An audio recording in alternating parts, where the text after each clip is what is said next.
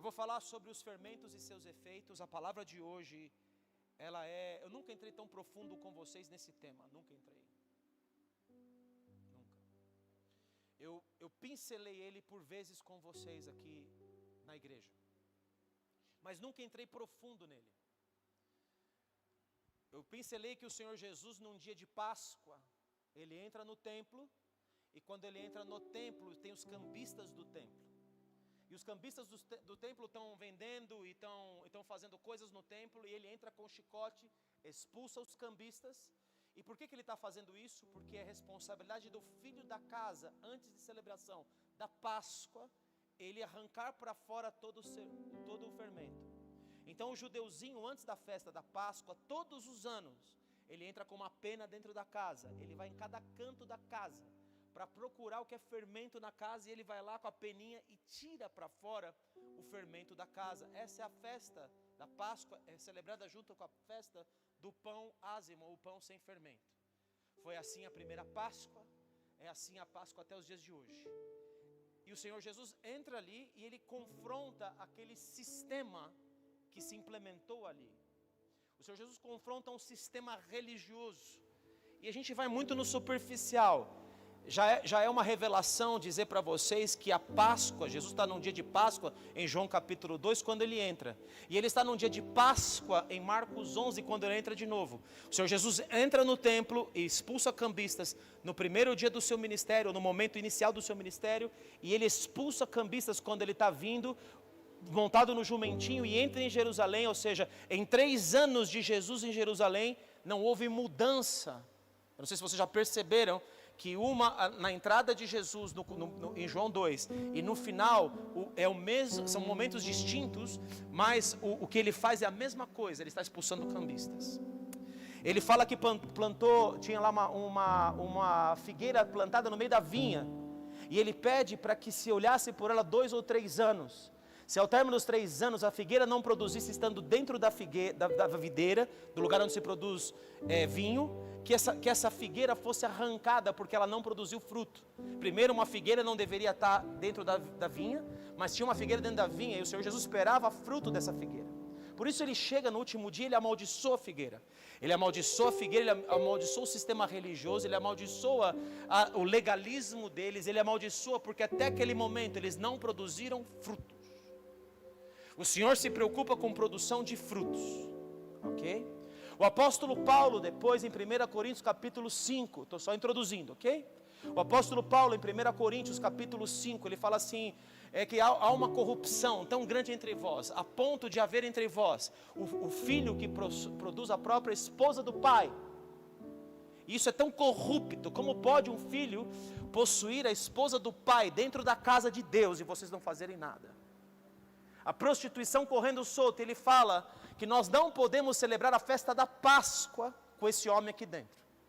Nós não podemos celebrar a Páscoa na casa de Deus com esse fermento dentro da casa. E ele fala que você não pode celebrar a Páscoa com os fermentos da maldade e da malícia, que estavam estereotipados por esse jovem que possuía a mulher do próprio pai. Você não pode, mas com os ázimos da verdade e da sinceridade. Posso ouvir um amém aqui? Então Paulo está comparando a festa da Páscoa com aquele momento espiritual, onde um filho possui a própria mãe, e Paulo antes da Páscoa está limpando a casa também, como convém ao filho. Ok, meus queridos? Esse aqui é o pano de fundo que vocês já me ouviram falar sobre isso. Em uma pregação ou outra vocês me ouviram falar sobre Páscoa. E nós estamos próximos à Páscoa, que acontece agora no próximo mês. Estamos quase lá. E todos os anos nós começamos a reparar, desde que Deus deu revelação de festas para nós, que Ele nos chama nesse período espiritual para fazermos uma purificação.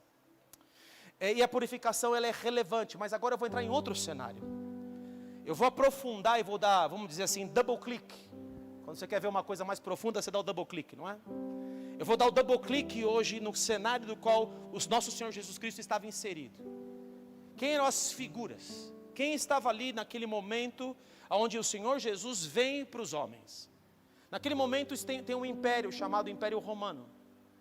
E o Império Romano tinha uma figura de César, que era uma figura preeminente, um homem importante, a figura de um imperador, de um rei.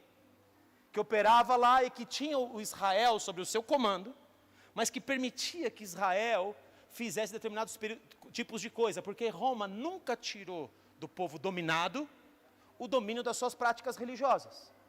Então Israel estava ali como qualquer outro povo, cada um pode adorar o seu Deus, desde que obedeçam às imposições feitas pelo imperador do lugar. Além deles, tínhamos ali os fariseus, tínhamos os saduceus, tínhamos os herodianos, tínhamos os zelotes, tínhamos os essênios. E vez ou outra na Bíblia você encontra com esses perfis. Só que você não vai entender o dilema que o Senhor Jesus estava ali, se você não entender profundamente o que essas seitas que pertenciam à igreja, que eram a igreja de Deus naquele instante, o que elas criam, o que elas faziam, e mais do que isso, qual é o paralelo que nós traçamos para os dias de hoje? Será que nós estamos vendo coisas do que o Senhor Jesus, que chegou numa igreja para se revelar a ela e não conseguiu se revelar, será que nós estamos vivendo momentos semelhantes nos dias de hoje? Então eu vou navegar com você na Bíblia hoje sobre esse tema. E vou abrir com você para começar a falar sobre isso agora, em Apocalipse, no capítulo de número 22, versículo de número 7.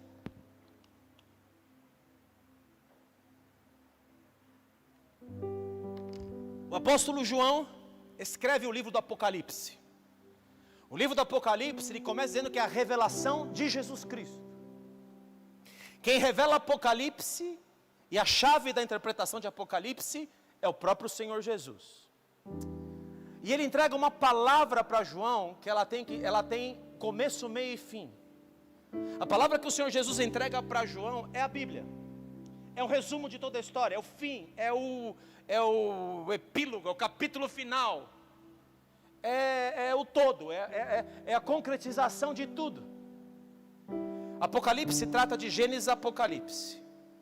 Mas Apocalipse não está sozinho na história. Apocalipse, ele é acompanhado, e você não interpreta Apocalipse se você não conhecer, em primeiro lugar, o livro das leis, a Torá. Você não entende Apocalipse se você não conhecer profetas. Você não entende Apocalipse se você não entende essas coisas. Você não pode entender Apocalipse pela chave somente de Daniel. Você não consegue entender Apocalipse, por isso que existe tanta discussão teológica, vai ser antes, depois, no meio que vai ser arrebatado. A discussão teológica é porque nós pegamos os mesmos textos e defendemos eles de prisma diferente. Mas a verdade ela é única. Mas eu não vou falar sobre isso hoje, o que eu vou falar é que Apocalipse tem uma mensagem. No versículo 7 diz, eis que venho sem demora, bem-aventurado aquele que guarda as palavras da profecia desse livro. Bem-aventurado aquele que guarda toda a essência desse livro. Bem-aventurado é aquele que conhece o que está escrito neste livro. No versículo 18 diz assim, a todo aquele que ouve as palavras da profecia desse livro testifico, se alguém lhes fizer qualquer acréscimo, Deus lhe acrescentará os flagelos escritos nesse livro. Se alguém colocar fermento, que acrescenta e aumenta, ou dizer coisa que não está escrito aqui, por qualquer princípio, os flagelos, que são muitos, e que estão descritos nesse livro, virão sobre a vida de tal pessoa. Então aquele que acrescenta, ele é condenado. Assim como, e se alguém tirar qualquer coisa das palavras desse livro, desta profecia, Deus tirará a sua parte da árvore da vida. Se alguém suprimir algo que está no livro do Apocalipse, o seu nome será tirado do livro da vida, da cidade santa e das coisas que se acham escritas nesse livro. Será tirado do céu. Se alguém diminuir algo, é tirado do céu. Aquele que dá testemunho dessas coisas diz, certamente venho sem demora. Amém, vem Senhor Jesus. Glória a Deus. Isso se aplica não somente a Apocalipse. Isso se aplica a toda a Escritura. Jesus testemunhando de toda a Escritura, ele diz, nenhum tio vai passar de toda a Escritura. Nenhum pedaço dela vai passar, sem que tudo se cumpra. Nenhum tio da lei vai passar sem que tudo se cumpra. Toda a lei tem que se cumprir. Tudo que os profetas disseram tem que se cumprir. Tudo que está escrito no Novo Testamento tem que se cumprir. E você não pode acrescentar ou tirar nada disso. Entrou comigo até aqui? Amém? Muito bem. Mateus capítulo 16, versículo 5. Diz assim. Eu já estou com os textos fáceis aqui, tá bom? Diz assim. Ora, tendo os discípulos passado para o outro lado, esqueceram-se de levar pão. Depois da multiplicação dos pães que o Senhor Jesus realizou, eles esqueceram do pão. E Jesus lhes disse: vede, acautelai-vos do fermento dos fariseus e dos saduceus. Na época de Jesus, haviam fariseus e saduceus. Haviam essênios, haviam zelotes, haviam vários povos, todos eles, entre aspas, pertencentes à igreja da época. Então o Senhor Jesus está dizendo para os seus discípulos, é um outro rabinato, cujo rabino era Jesus.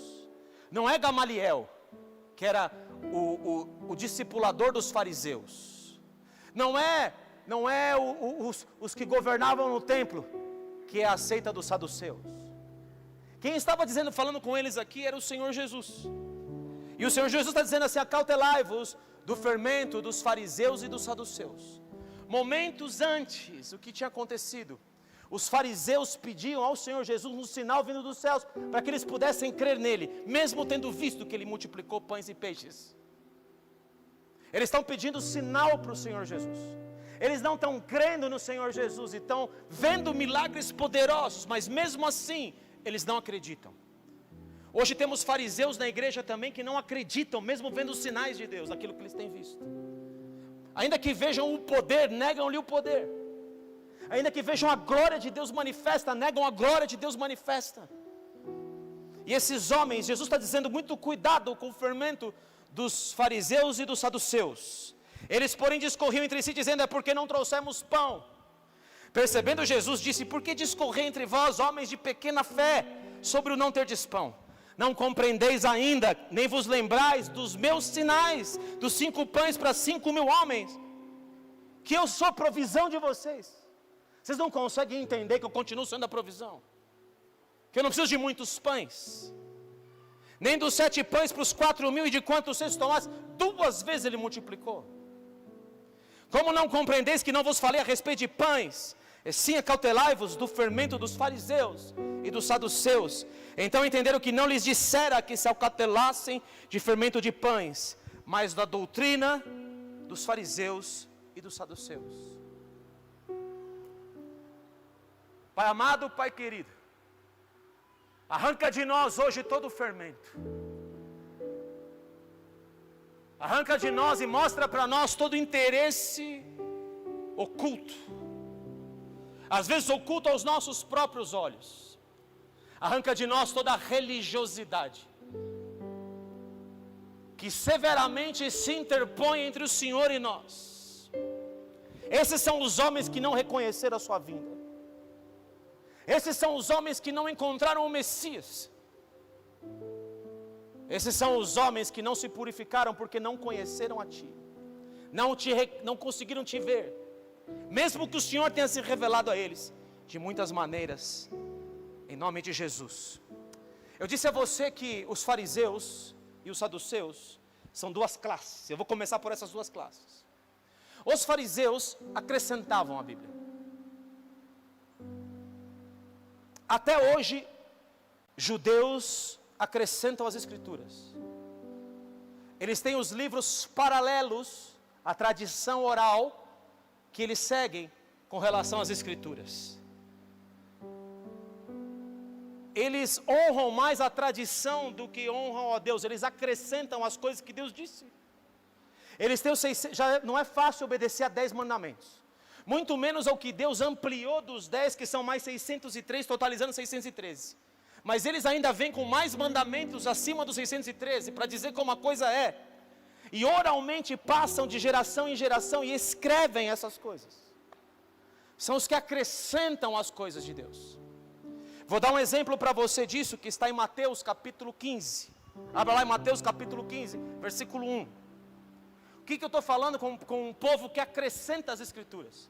O que eu estou querendo dizer com isso? Além disso, os fariseus, eles viviam a aparência das coisas. Por isso que Jesus entra lá na cidade, vê uma figueira e ele fala, não tem fruto. E ele amaldiçoa a figueira, porque embora eles tivessem dar fruto, eles viviam por aparência e não por realidade. Eram hipócritas. Acautelai-vos do fermento dos fariseus. E outro texto, o Senhor Jesus diz que é a hipocrisia. Não vive o que prega.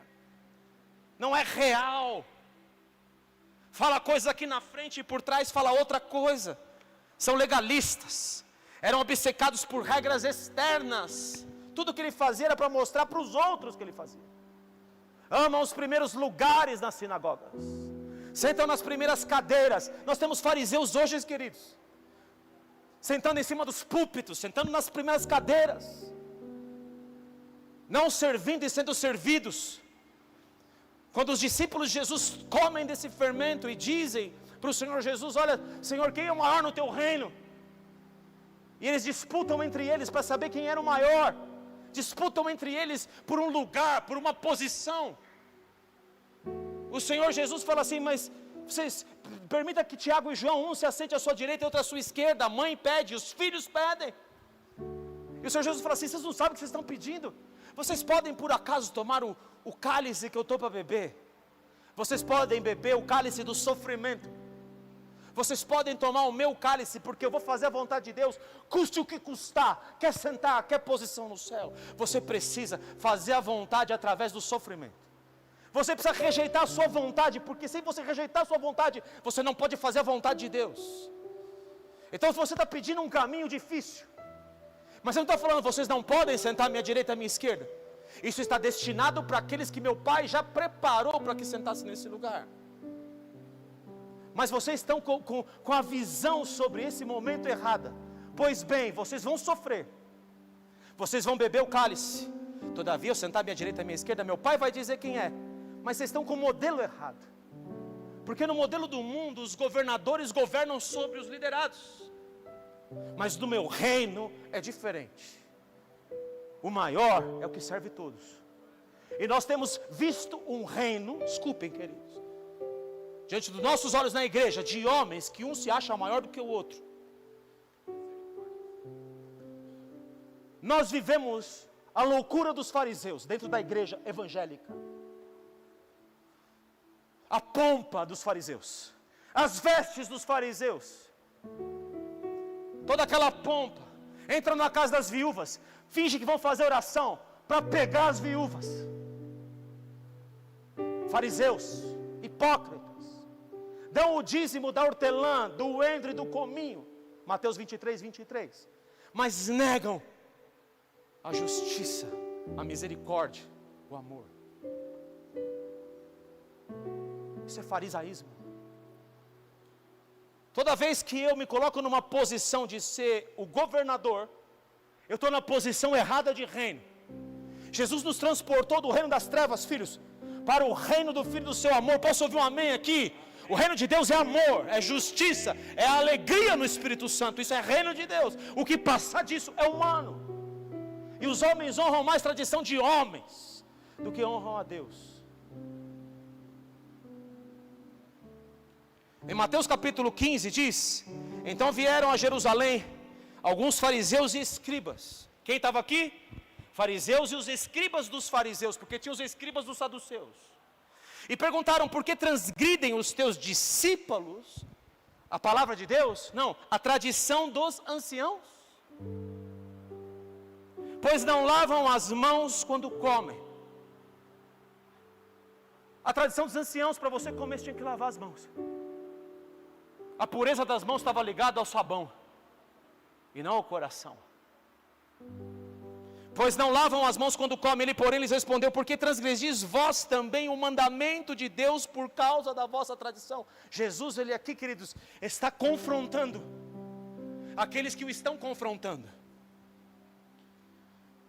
O Senhor Jesus está confrontando um sistema religioso terrível que impera até os nossos dias, só que com outra roupagem, com outras características. A tradição dos homens está valendo mais do que a palavra de Deus. E Jesus está confrontando eles dizendo, por que transgredis vós também o mandamento de Deus por causa da vossa tradição? porque Deus ordenou: honra a teu pai e a tua mãe, e quem maldisser ao seu pai e à sua mãe seja punido de morte. É um dos mandamentos dos 10. Mas vós dizeis: se alguém disser ao seu pai e à sua mãe, é corbã, é oferta ao Senhor, aquilo que poderias aproveitar de mim, esse jamais honrará o seu pai e sua mãe. Vocês estão preocupados com aquilo que é externo, se lava ou não lava a mão? Eu estou preocupado com o coração de vocês. Vocês estão me honrando com os lábios, mas o coração de vocês está distante de mim.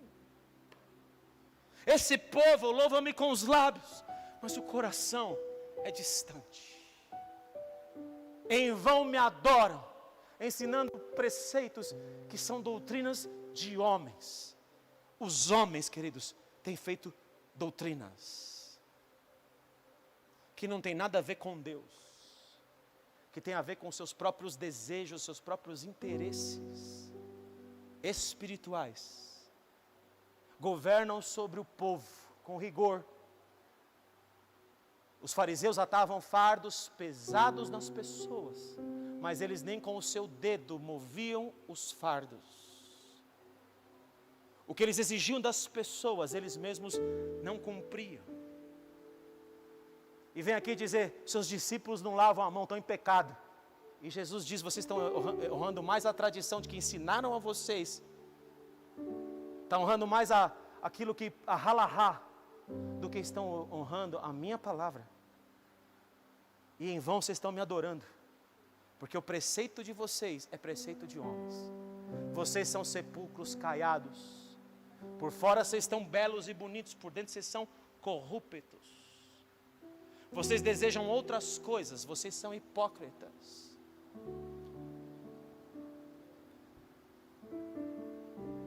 Vocês vendem um evangelho de que é para a pessoa se mostrar abençoada.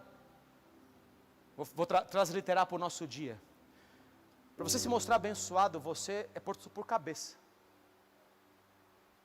Você tem que ser a cabeça onde você está. Você tem que provar para todo mundo que você é o rico, o poderoso, o que pode. Afinal de contas, Deus, Ele se compraz na sua prosperidade. E Deus se compraz mesmo na nossa prosperidade. Só que Ele está usando o evangelho pela sua tradição. Porque o reino que Ele está visualizando não é o reino do céu, Ele está visualizando o reino da terra. E esse foi o maior dos erros cometidos pelos discípulos. E por aqueles que estavam à volta, e pelos fariseus e os saduceus, tudo o que eles queriam estava relacionado ao reino deste mundo. O Senhor Jesus diz, numa parábola da vinha, em Mateus 21, não precisa abrir, Ele diz que o dono da vinha arrendou a terra a uns trabalhadores. E disse que Ele viria de tempos em tempos para colher os frutos dessa terra. O Senhor Jesus está vindo no último dia em Israel colher fruto, e Ele só encontra nada de fruto, só encontra aparência. Porque a árvore da figueira, quando ela tem folha, significa que ela deu fruto.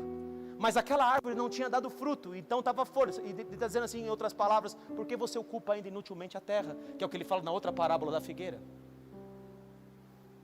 Nos dias de hoje, queridos, nós vemos a mesma coisa.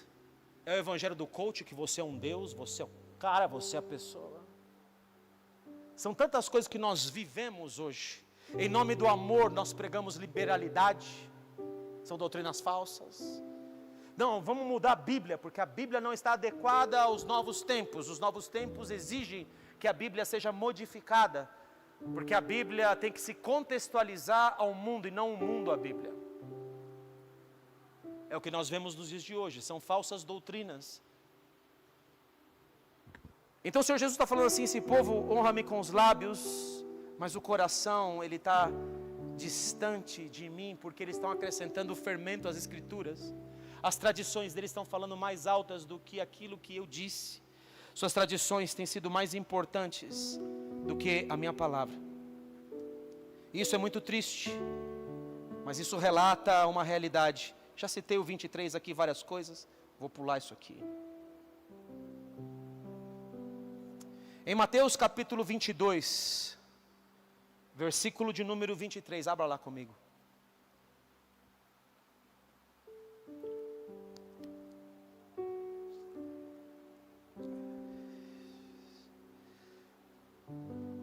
Então os fariseus, eram aqueles que tinham todas as escrituras, conheciam todas elas de fio a pavio, de capa a capa, mas acrescentavam coisas às escrituras.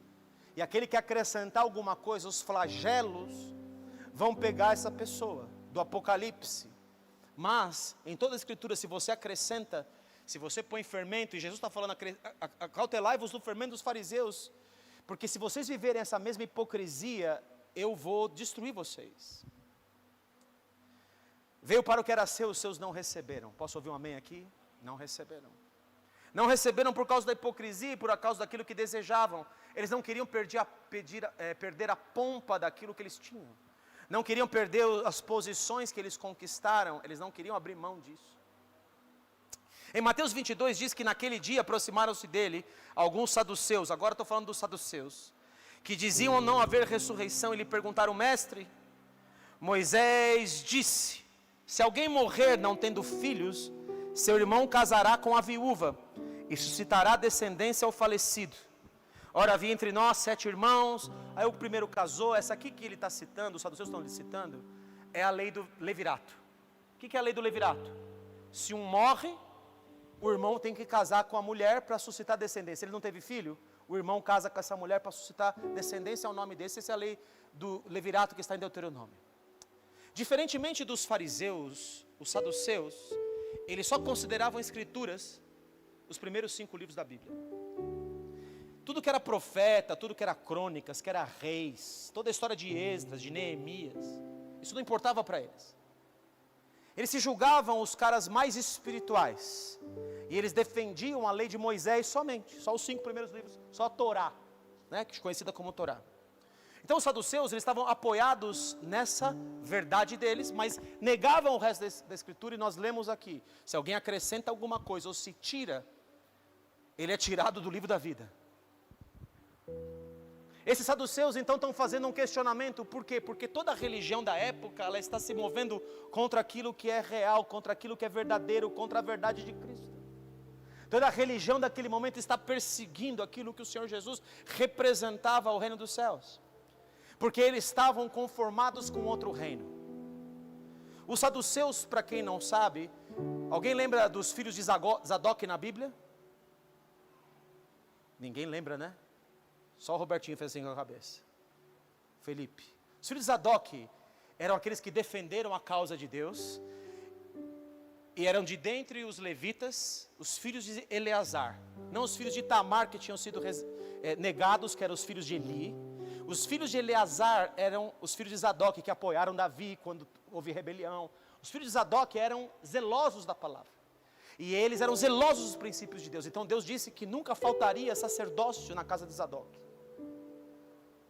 E a casa de Zadok então se virou um modelo, tanto que no livro de Ezequiel, quando está sendo construída a nova cidade, lá fala que os filhos de Zadok são os sacerdotes dessa nova cidade. E eles passam por tudo isso, eles mantêm a palavra de Deus, eles são os filhos de Zadok. Eles vão vindo na história. Quem são os filhos de Zadok? Na época de Jesus, os saduceus. O nome Zadok virou saduceu, porque era Zadoqueu. E aí, saduceus. Saduceus é português, mas no grego é Zadok. Então, os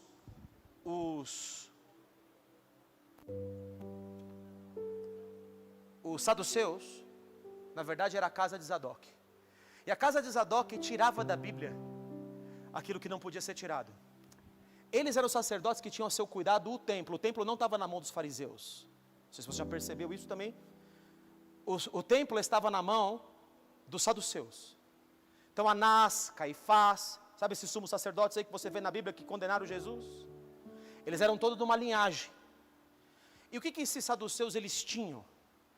Eles só acreditavam nos 5 primeiros livros, não acreditavam em ressurreição dos mortos. Por isso eles estão vindo pregar Jesus, não acreditavam no poder de Deus. Embora tivesse e cresce na Torá e falasse que eram os guardadores da Torá, eles não criam no poder da ressurreição. Por isso que Paulo lá na frente vai jogar, quando ele está sendo questionado, lá no Atos 23, que o sumo sacerdote manda bater na boca dele, e ele fala, Deus te ferirá a parede branqueada. Ele fala, eu não sabia que esse é um sacerdote de Deus, porque o cara fala, você está injuriando o sacerdote de Deus? Ele fala, não sabia, porque não se falara mal de uma autoridade do seu povo. Posso ouvir um amém aqui? Paulo está respeitando isso, mas aí uns querem matar, querem esmigalhar Paulo. Ele joga um contra o outro, ele fala assim, eles estão falando isso de mim, porque eu creio na ressurreição de Cristo. E aí ele joga o fariseu contra o saduceu, começa uma discussão, e Paulo sai ileso da discussão. Está comigo aí? Porque saduceu era contra fariseu. Porque fariseu cria na ressurreição, mas saduceu não cria. Então, os saduceus agora vêm questionar o Senhor Jesus.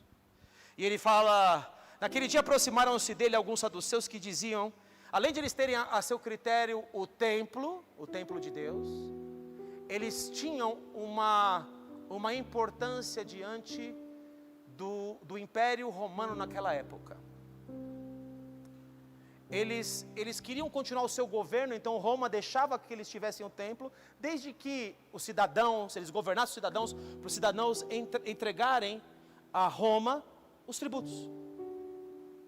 Então os saduceus controlavam o povo para entregar para Roma, e eles terem privilégios diante de Roma, para continuarem operando a sua sinagoga, o seu templo de Deus, o templo que era também conhecido como o templo de Herodes, que foi ampliado por Herodes. Então aquele templo que Deus não estava nele, e que Jesus fala, vai cair por terra todo esse templo aí, é o templo que esses homens, eles governavam. E eles tinham um conchavo com Roma. Queridos, quantos hoje dentro da igreja não tem o conchavo com Roma? Quantos dentro da igreja não tem o conchavo com os reinos desse mundo? Eu não estou falando nem de colocar político no altar, que isso tem muito. Mas estou dizendo, o cara ele quer apaziguar com o reino das trevas, e em nome da igreja, ele tem os benefícios da igreja, mas o modelo que ele segue e os conchavos que ele faz é com o modelo desse mundo. Esses eram os saduceus da época de Jesus. Esses eram os saduceus. Dos saduceus saíram um outro grupo chamado essênios, que é aqueles que levam lá o evangelho, eles se consideravam puros. Ele fala assim, os saduceus estão profanando o templo, então nós vamos viver num lugar isolado nos desertos. Vamos viver lá longe dessa sujeirada que acontece na casa de Deus. Então os essênios são aqueles que largavam os saduceus lá, nós somos sacerdotes mais puros do que eles. Esse é aquele que sai da igreja para considerar o outro impuro. Então eles saíam, iam para o deserto, para o lugar lá deles, e ficavam lá, nós somos puros, se vestiam todos de branco, eram sacerdotes, nós somos aqueles que vamos manter o sacerdócio. Esses eram os essênios. Um tipo de essênio é João Batista. Só que João Batista tinha uma diferença dos essênios, porque os essênios não se relacionavam com o povo. Está comigo aí? Os essênios não se relacionavam com o povo. E João Batista se relacionava pregando o evangelho para o povo, embora ele fosse a voz do que clama no deserto. Então João Batista tinha uma característica, era filho de sacerdotes, era filho de Zacarias e Isabel, da linhagem sacerdotal. E João Batista se retira. É entendido teologicamente, não está escrito, mas que João Batista aprendeu com os essênios até o momento que ele se levantou, e então ele foi ser a voz do que clama no deserto. Porque eles eram a voz, se titulavam do livro de Isaías, os essênios, de que eles eram a voz que clama no deserto. Muito provavelmente João Batista saiu do meio deles, saiu do meio da voz que clama no deserto. Só que eles aqui vieram provar o Senhor Jesus também, testar o Senhor Jesus, e disse que essa mulher teve vários maridos, tal, e no último dia lá, qual dos 7 vai ser o marido dela? Porque estão provando Jesus sobre ressurreição. E o interessante é que o Senhor Jesus vai dizer, respondeu Jesus, errais não conhecendo as Escrituras. Vocês não conhecem as Escrituras todas. Vocês se limitaram a um pedaço da Escritura. Nem reconhecem o poder de Deus. Porque na ressurreição nem se casam, nem se dão em casamento, são porém como os anjos do céu. Jesus está explicando algo espiritual que eles não têm acesso. Vocês não têm relacionamento com Deus. Por isso vocês não podem conhecer como que é o reino de Deus, como que é o céu. Vocês não se relacionam com Ele. E quanto à ressurreição dos mortos, não tendes lido que Deus nos declarou? Eu sou o Deus de Abraão, o Deus de Isaque e o Deus de Jacó. Agora o Senhor Jesus cita a passagem de Moisés que eles seguiam, que está acontecendo aonde? Em Êxodo 3. Eu sou. E eu, como eu sou, me manifestei lá, no livro que vocês falam que creem que é na Torá, E lá eu me manifestei dizendo que eu sou. E eu disse mais, eu sou o Deus de Abraão, Isaque e Jacó.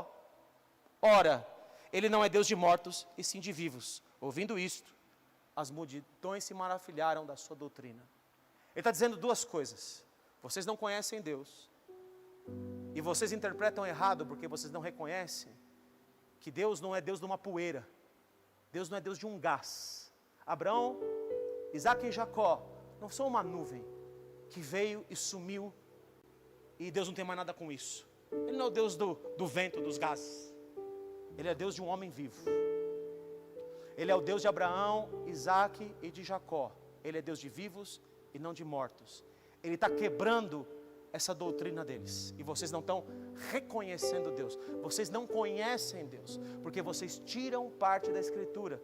Porque vocês têm interesses políticos em Roma. Muito bem. Tem um outro fermento que está em Marcos capítulo 8, versículo 15, que você não precisa abrir.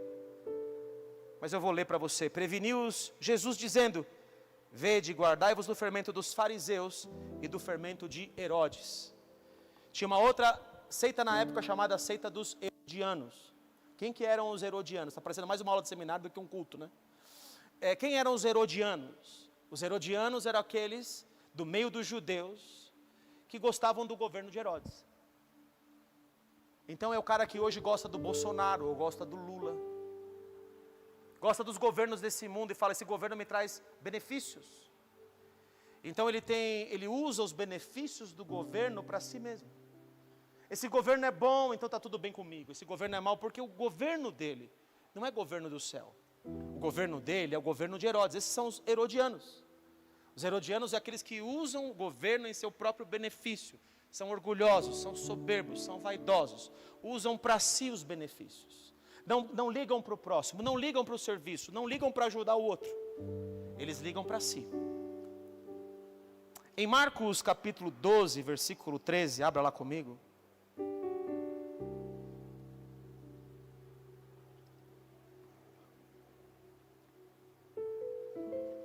Vem um dos testes mais tremendos. Eu quero que você se transporte para o momento que o Senhor Jesus está vivendo. E nos testes que esse homem queria encontrar um detalhe na vida dele para crucificar ele. Queriam encontrar um erro na doutrina de Cristo para matarem ele. Queriam encontrar um erro na verdade para trazerem a mentira deles. Então eles chegam e falam assim: enviaram alguns dos fariseus e dos herodianos. Aqui estão os herodianos junto com os fariseus. Para que o apanhassem em alguma palavra.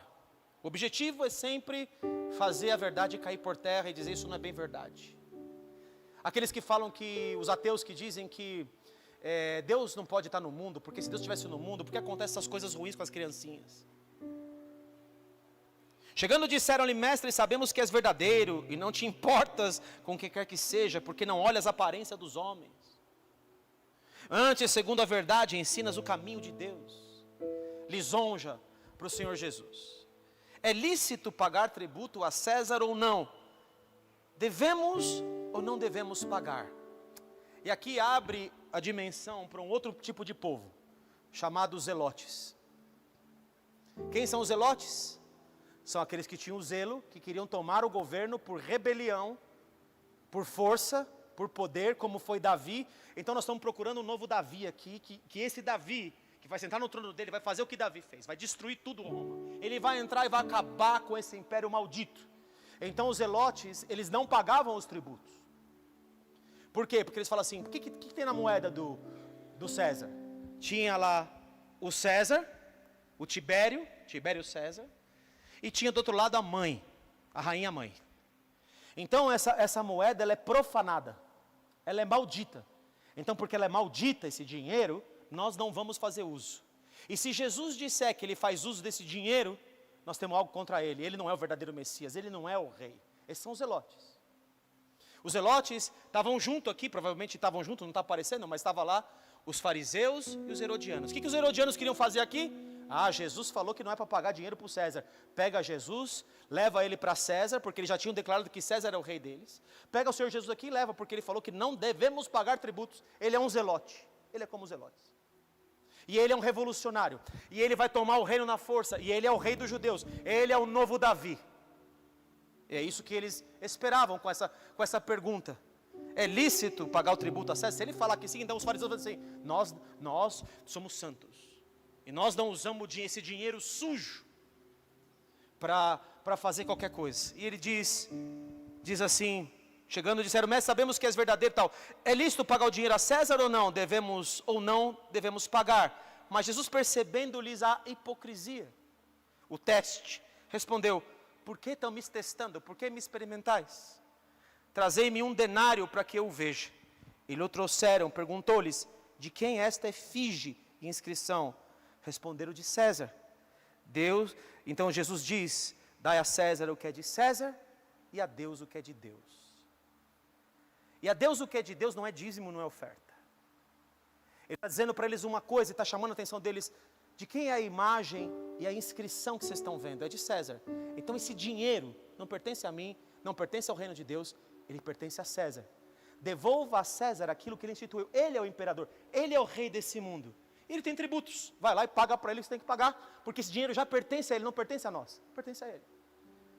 Mas o que eu estou gerando aqui em vocês é o seguinte, vocês ali estão obedecendo a imagem de César, ela volta para ele, mas vocês são a imagem de Deus, vocês estão entregando a Deus aquilo que você nasceu para ser, a imagem correta. Vocês estão se entregando a Deus, vocês estão sendo a imagem de Deus. A imagem do reino que vocês pregam é a imagem de Deus de justiça, de amor e de paz, ou é uma imagem conveniente? O que vocês de fato desejam? Ele faz eles pensarem, e eles então ficam sem palavras, mais uma vez, porque eles não tinham que questionar o Senhor Jesus mais. Acabou o argumento. É muita sabedoria, queridos, para pegar todo esse povo. Em 2 Timóteo capítulo 4, versículo 3 a 5, por que, queridos, que as pessoas seguem um evangelho falso? Por quê? Por que nós fazemos escolhas erradas? Por que nós desejamos o que é errado? Por que é fácil para nós nos movermos dos princípios de Deus e passarmos aos outros princípios? Versículo 3 diz, pois haverá tempo em que não suportarão a sã doutrina. Ou você acrescenta, ou você tira dela por conveniência. Tem um pastor que a filha dele, infelizmente, não segue os caminhos do Senhor. A filha dele é homossexual. E ele, por causa de um problema pessoal, e é muito difícil, é muito duro, e eu não o julgo nesse sentido, eu julgo as palavras. Estou dizendo as palavras que são ditas. Ele reclassificou a Bíblia. Ele reclassifica dizendo que ele prefere o amor. E que ele acha que a menina ser dessa forma, eu tenho que amá-la do jeito que ela é. E a Bíblia nunca nos ensinou, queridos, a amar as pessoas do jeito que elas são. Amar as pessoas sim. Mas a Bíblia é uma Bíblia de conduta espiritual. E todos nós temos que nos transformar à imagem de Cristo. E essa é a imagem que Jesus questiona dentro de nós.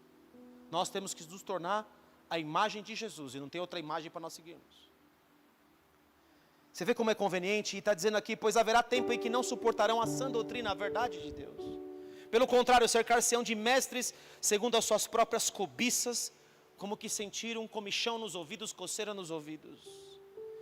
Cada um pega o mestre que ele quer ter.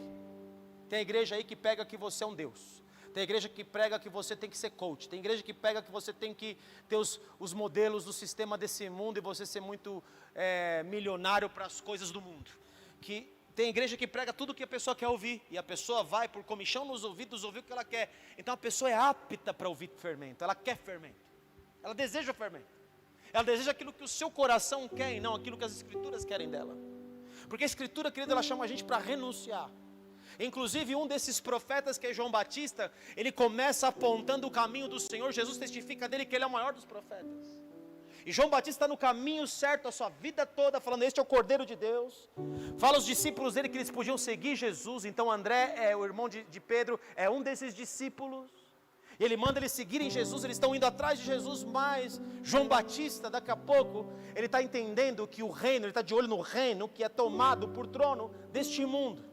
João Batista, que aprendeu lá no meio dos essênios a se separar, agora ele está lá no meio dos palácios, ele sai do deserto, ele é a voz que clama no deserto, e agora João Batista está aqui diante dos reis, apontando o dedo para Herodes. Mas o que ele não percebe é que o fermento de Herodes já estava dentro dele, porque ele não acreditava mais que esse aqui era o Messias, que Jesus era o Messias.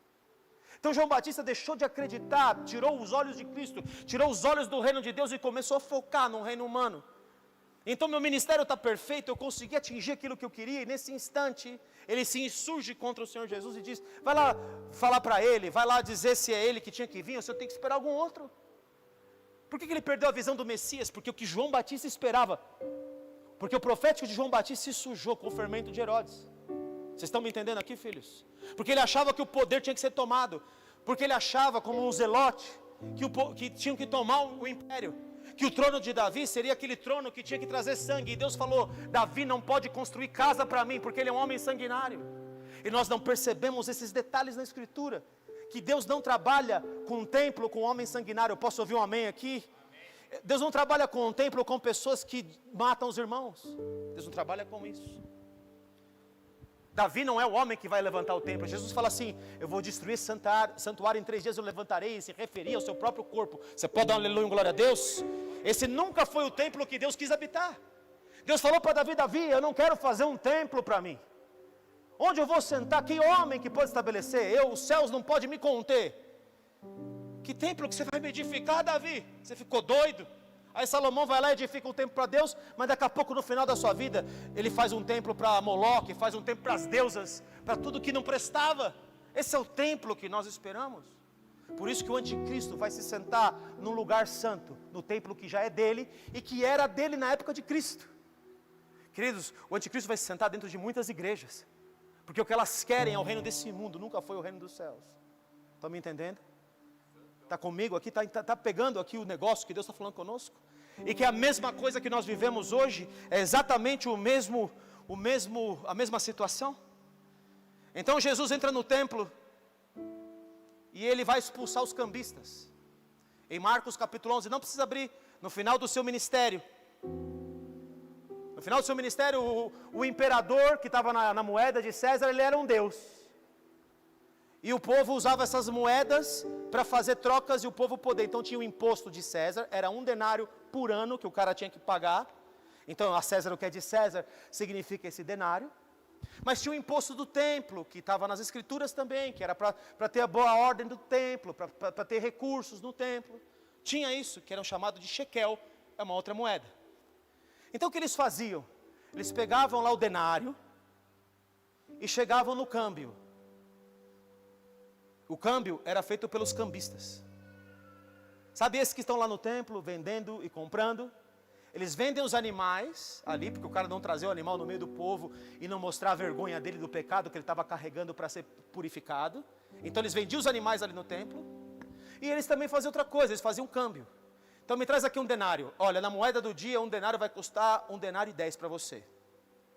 E eles faziam o câmbio. Trocavam pelos shekels. Então o cara podia entregar os shekels dentro do templo para pagar o que ele tinha que, entre aspas, pagar para Deus com o shekel.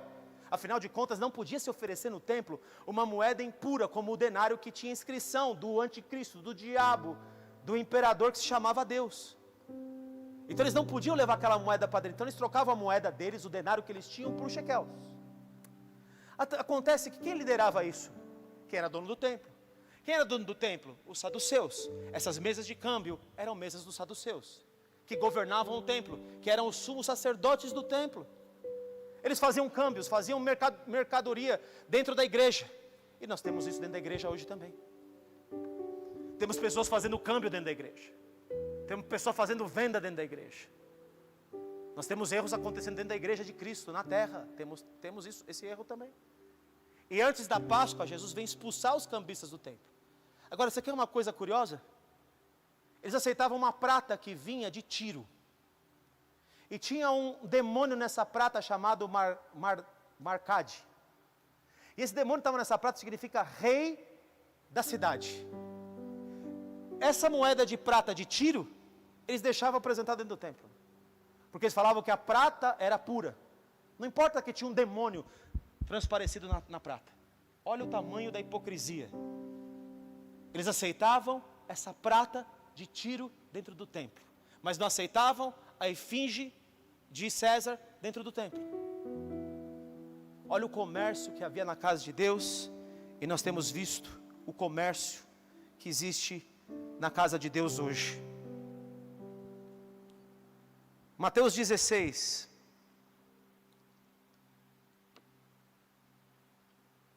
Estou encerrando quase aqui, tá bom?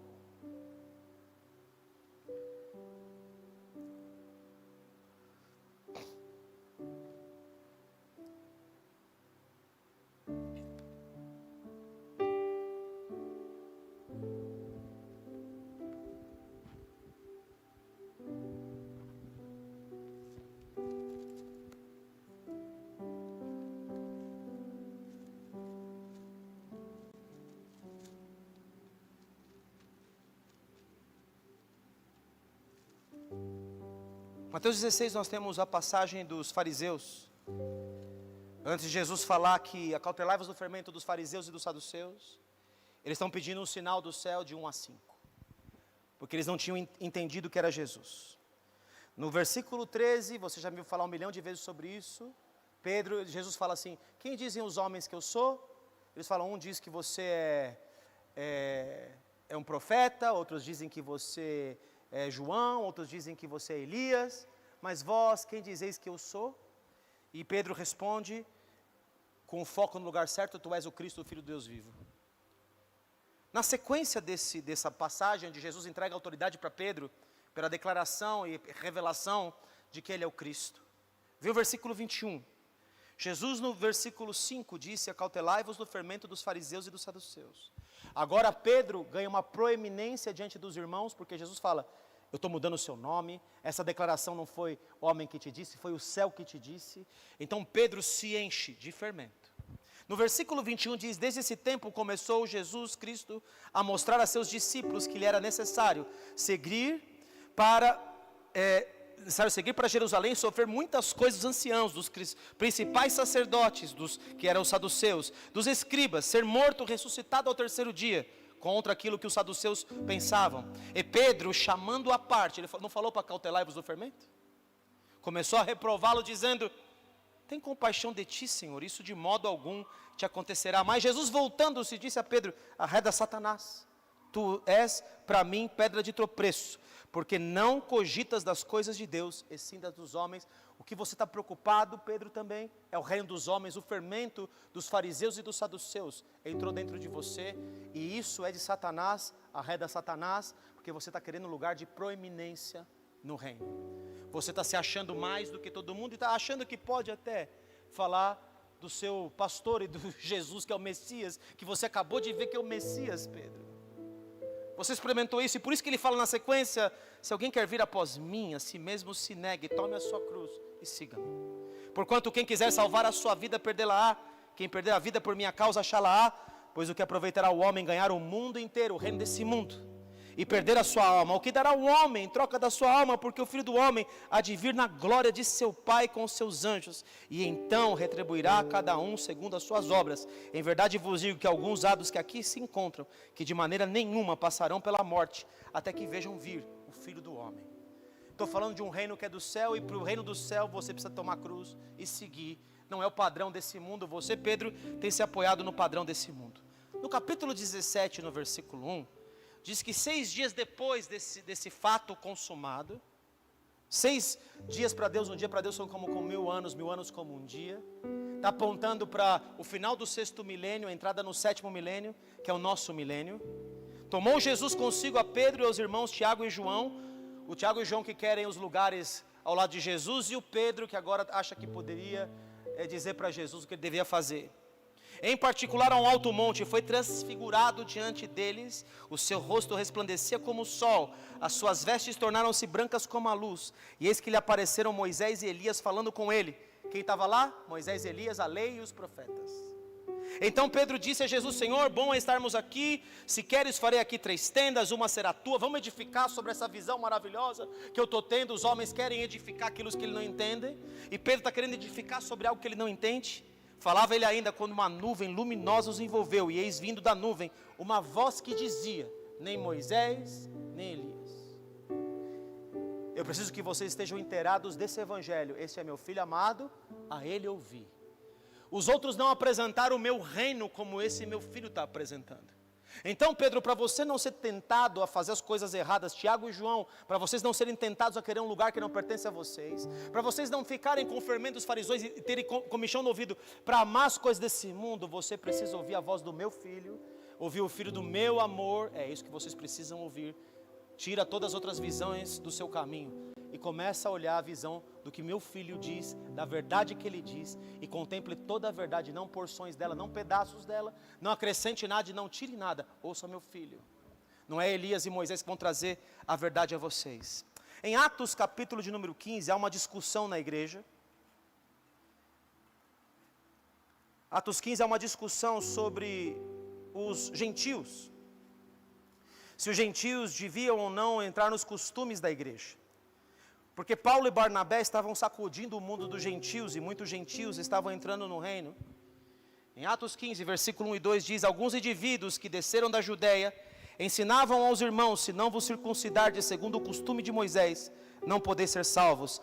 Tendo havido de Paulo e Barnabé contenda e não pequena discussão com eles, resolveram que esses dois e alguns outros dentre eles subissem a Jerusalém aos apóstolos e presbíteros com respeito a essa questão. Havia uma questão entre eles, e essa questão não estava trazendo uma boa digestão para a igreja. Como é que nós podemos ter gentios no nosso meio? Como nós podemos ter sujeira no nosso meio? Então eles defendem a questão, e Tiago, ele vem com a palavra final dizendo: olha, que eles se abstenham de prostituição, da carne contaminada e dos ídolos da idolatria. E então eles podem conviver no nosso meio, porque eles não são como nós, não têm todos os conceitos, os princípios que nós temos, mas nós estamos aceitando ele no corpo. Agora pega essa verdade, onde está havendo uma divisão, traga aos pés dos apóstolos, pergunte para ele a sã doutrina, e agora que vocês tiveram o parecer dos apóstolos, da igreja que é único, vocês pegam essa palavra, e vocês levem ela em todos os lugares onde vocês for, leva Silas, leva os outros discípulos junto, Barnabé, leve eles para que vocês disseminem que essa decisão veio da igreja, a verdade ela é única, ela não pode ser questionada. Cuidado com os fermentos, então vamos arrancar o fermento, já arranca logo de casa. Deus veio para restaurar o tabernáculo caído de Davi, que é a igreja. Então agora, com a mensagem da igreja, vocês vão e salvem quem vocês puderem, salvem todos. E Paulo, Silas, saem felizes dali, porque defenderam uma causa e saíram com o aval dos apóstolos. Quero dizer com isso, queridos, que a verdade ela é única e ela precisa ser defendida por nós. Só que ela tem que ser maleável ao ponto de ser discutida. Mas uma vez que o parecer é dado, é esse parecer que todos nós vamos seguir. Só que acontece algo inusitado aqui, no final do capítulo, no versículo 36. Paulo e Barnabé estão indo para levar essa mensagem. E aí o que acontece? Então pareceu bem aos apóstolos e aos presbíteros, com toda a igreja, tendo elegido homens dentre eles, enviá-los juntamente com Paulo e Barnabé a Antioquia. Versículo 22, foram Judas, chamado Barsabás, e Silas, homens notáveis, de dentro da igreja, saíram esses homens para dar respaldo a Paulo e Barnabé da mensagem. Versículo 36, alguns dias depois, disse Paulo a Barnabé: voltemos agora para visitar os irmãos por todas as cidades, nas quais anunciamos a palavra do Senhor, para ver como passam. E Barnabé queria levar também a João, chamado Marcos, que era sobrinho de Barnabé. Mas Paulo não achava justo. Paulo separa sem consultar Deus. Eles estão indo levar unidade, e Paulo separa o Marcos, porque ele fala que não é justo levar o Marcos, aquele que se afastara desde a Panfilha, não os acompanhando no trabalho. Houve entre eles tal desavença que vieram a separar-se. Paulo se separa de Barnabé. O Barnabé que deu a mão para Paulo quando todo mundo achava que Paulo era o cara que ia matar a igreja, que estava lá de infiltrado. É o Barnabé que pega ele, agora Barnabé quer levar Marcos, porque Marcos vacilou.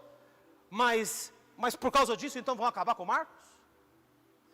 Houve entre eles tal desavença que vieram a separar-se. Então Barnabé, levando consigo a Marcos, navegou para Chipre. Mas Paulo, tendo escolhido Silas, partiu encomendado pelos irmãos à graça do Senhor. O que nós temos visto na igreja é muito fermento destruindo a igreja, queridos. Isso aqui é um fermento do Paulo, que acabou ir lá clamando por unidade. E Paulo recebe fermento, porque Marcos, como é que ele foi fazer isso? E Paulo se separa não só de Marcos, mas se separa do amigo dele, do irmão dele, de Barnabé. Porque o reino que ele está vendo é o reino do que ele está conquistando. Ele não está vendo o reino que é o reino dos céus, o reino do amor. o reino da misericórdia, o reino do perdão, o reino da graça, o reino de andar uma milha a mais. Paulo não está vendo isso. Graças a Deus que Paulo, no final da sua história, ele se arrepende disso. E diz aqui em 2 Timóteo, capítulo 4, versículo 11: somente Lucas está comigo. Toma contigo Marcos e traze-o, pois me é útil para o ministério. Esse Marcos que Paulo fala em 2 Timóteo, capítulo 4, versículo 11, é o mesmo João Marcos. Esse Marcos andou com Pedro, foi escriba de Pedro, escutou coisas de Deus de Pedro. Esse Marcos é o livro que é o profeta que escreveu o livro do Evangelho de Marcos. Esse é o Marcos que Paulo quis afastar da igreja. Esse é o Marcos que Paulo quis queimar. Esse é o Marcos que para Paulo não havia mais jeito, porque Paulo estava fermentado com o fermento do que ele achava, com o fermento do orgulho, com o fermento da separação, e não com o fermento da unidade. Deus quer restaurar aqueles que têm problema hoje, amém, meu querido? Amém. Enquanto os saduceus, eu anotei algo aqui, enquanto os saduceus buscavam paz com Roma, os líderes dos saduceus, Anás e Caifás, buscavam a paz com Roma para entregar o que era do povo, e os essênios fugiam para o deserto. Os zelotes queriam trazer o reino de Deus à força. A resposta não é você fazer acordo com o império desse mundo, não é você se isolar no deserto, não é você achar que você é o cara, não é zelote você tomar o reino à força. A resposta é um Cristo, que traz o reino dele no meio dos romanos, no meio dos saduceus, no meio dos fariseus, no meio dos essênios, em meio aos marginalizados, as prostitutas, o reino do amor. Por amor ele sara os que estão enfermos, porque está dizendo que no reino do meu Pai não existe enfermidade. Por misericórdia ele resgata os que se perderam, porque o pastor busca a ovelha perdida, e ele vai atrás das ovelhas perdidas, ainda que as ovelhas perdidas não o reconheçam. Porque ele está dizendo que o reino dele é um reino de justiça, de amor e de paz. Ele tem, no que depender de vós, tem de paz com todos os homens. Ele tentou a paz com todos os homens, porque o reino de Deus é um reino de paz. Mas ele não pôde absorver, mas no que depender de vós, tem de paz. Estão comigo, filhos? Ele veio demonstrar um outro reino, que é o reino dos céus. Um reino que você não toma o governo por força, mas você toma por entendimento do amor dele. Por isso que é o reino do Filho do seu amor. Não é um reino que nós fazemos do jeito que nós pensamos, e nem tomamos ele por força como os zelotes queriam, como João Batista queria, como os essênios agora, não, eu não ando com esses homens porque eu sou muito santo e eles são impuros. Jesus andava no meio dos impuros, queridos. Ele andava no meio do fermento deles, e ele falava: vamos tirar o fermento da casa aí, seus hipócritas, suas raças de víbora, mas vamos resolver. Jesus está aqui conosco, ele fala assim: vamos resolver, mas arranca da nossa vida todo tipo de fermento. Amém? Josué no capítulo 3, ele vai lá e vão salvar uma prostituta que vai entrar na genealogia de Cristo. O nome dela é Raabe, e ela colocou o cordão escarlata porque ela creu mais em Deus do que criam os outros povos. E ele fala: santificai-vos hoje e amanhã, porque no terceiro dia o Senhor vai fazer maravilhas aqui. Só que tinha uma coisa que Josué fez: ele chamou 12 tribos. No primeiro momento, quando Josué vai espiar a terra com Caleb, 10 tribos não estavam juntos, 10 tribos não foram. O que acontece hoje, queridos? Nós temos tribos divididas e não tribos unificadas. E porque nós temos tribos unificadas, nós não conquistamos como Josué vai conquistar. Josué teve que demorar 40 anos, e ele com Caleb, 45 anos, porque desde começar a tomar posse fora e entrar dentro da terra, demoraram mais 5 anos para conquistar uma terra. Mas nesse dia tinham 12 tribos com ele. Você pode dar aleluia, glória a Deus? As 12 tribos intactas, havia unidade, o fermento tinha sido lançado fora, havia santificação no meio deles, e Deus fala: agora eu vou te honrar, Josué, e todos vão ver que como eu fui com Moisés, assim eu sou contigo. Há líderes, queridos, que estão levando aquilo que Deus está mandando fazer a cabo, e eu preciso de líderes como esse aqui no nosso meio, que estão lutando pela unidade, estão lutando pelo corpo, estão lutando para dizer que nós somos um. Paulo separa, depois lá no fim tem que se arrepender. Quando Deus está unificando a igreja, Paulo está separando. Mas nós estamos vivendo os dias, queridos, onde haverão homens, se levantarão homens que vão unificar a igreja. Óbvio que naquilo que for possível. Mas nós temos que derrubar por terra todas essas doutrinas. Há muita doutrina, queridos, falsa. Há muitas doutrinas e nós não temos perseverado pela sã doutrina de Deus. Mas eu declaro que a partir de hoje, homens aqui se levantarão que perseverarão pela sã doutrina de Deus. Não se desviarão nem para a direita nem para a esquerda. Em nome de Jesus, amém, queridos? Deus pode contar com você? Deus pode contar com você para você tirar fermento da casa? Para você tirar fermento do seu coração? Será que todos nós aqui passamos ilesos diante dessa palavra? Será que todos nós aqui não temos nenhum pedacinho de farisaísmo dentro de nós? Nenhuma luta por posição? Às vezes as pessoas, queridos, elas se apoiam mais no governo que esse mundo pode trazer do que no governo que Deus pode trazer. Por isso que sai pela rua para fazer passeata. Não adianta nada a passeata que você tem que fazer, querido. Você tem que pedir para Deus vir aqui e acabar com essa farra, com essa bagunça. Posso ouvir um amém aqui, queridos? Vamos entrar nessa? Vamos louvar o Senhor. Fecha seus olhos. Louvemos ao Senhor. Amém. Glória a Deus.